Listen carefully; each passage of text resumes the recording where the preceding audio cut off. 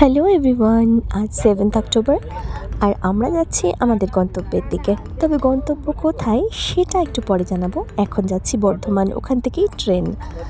বর্ধমানে এসে আমরা একটু লাঞ্চ করে নেব। আমার দেওর নিয়ে আসলো একটা পাইস হোটেলে।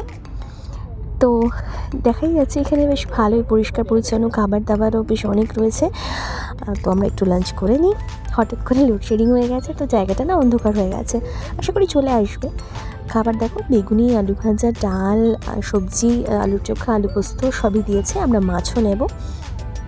তো চলো, আমরা মোটামুটি খাওয়া আমাদের শেষ। একটু দইও নিয়েছিলাম। খাবার দাবার সত্যি ভীষণ ভালো ছিল। আর সবথেকে ভালো ছিল এখানকার লোকেদের ব্যবহার। চাটনি দিয়েছিল সঙ্গে। তো সত্যি বলতে খাবারটা বেশ টেস্টি ছিল। তো চলো, খাওয়া দাওয়া শেষ করে এবার চলে এসেছি স্টেশনে। এখন মোটামুটি বাজছে 12টা, 12:15। আমাদের ট্রেন 1:30। অনেকক্ষণই বসতে হবে, বসেই আছি। তো দেখো কত বড় ফ্যান। আর ওইদিকে লাউঞ্জে আমরা গেলাম যখন, তখন বলছে ওখানে নাকি মিটিং চলছে। তো যাই হোক, আমাদেরকে এখানেই অপেক্ষা করতে হলো। আর দেখো আমার ট্রেন ঢুকে গেছে, জম্মু তাওয়াই এক্সপ্রেস।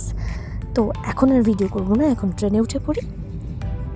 দেখো, ট্রেনে উঠেই আমরা বাঙালিরা তো খাওয়া ছাড়া কিছু বুঝি না। ট্রেনে উঠেই একটু পেয়ারা খেয়ে নিলাম। ওটা মানে সঙ্গেই ছিল, বর্ধমান থেকেই নেওয়া হয়েছিল। তারপরে একটু পরে আবার চা। আমার সকাল থেকেই মাথাটা যন্ত্রণা করছে, তো সেই জন্য ভাবলাম একটু চা খাই। তো একটু চা খেলাম, বেশ ঠান্ডা ঠান্ডাও লাগছে এখন। চাদর টাদর মুড়ি দিয়ে এবার একটু মুভি দেখব। তো আমি এখন একটু মুভি দেখবো। ও তো অনেক কিছু ডাউনলোড করেছে, কিন্তু বেশিরভাগই দেখছি চলছে না। চলো একটুখানি দেখে নিই এগুলো। বসে বসে সময় তো কাটাতে হবে। আর তারপরে শাশুড়িমা ঘুম থেকে উঠেই আবার একটু ঝালমুড়ি নিয়ে বসেছে। আমরাও একটু ঝালমুড়ি খেয়ে নেবো। তো তারপর সারাটা সন্ধে আমরা কীভাবে কাটাচ্ছি দেখতে থাকো শুধুমাত্র। মাঝে কিছুক্ষণ ঘুমিয়ে গেছিলাম, এখন ঘুম থেকে উঠেছি। ওপরে দেখো শ্বশুরমশাই শুয়ে আছেন। এখন আমাদের আবার কিছু একটা খেতে ইচ্ছে হয়েছে। আসলে বোর লাগছে তো ভীষণ, খেয়ে সময় কাটাচ্ছি। তো একটা কাপ নুডলস যাচ্ছিল, ভাবলাম ওটাই একটা ট্রাই করা যাক।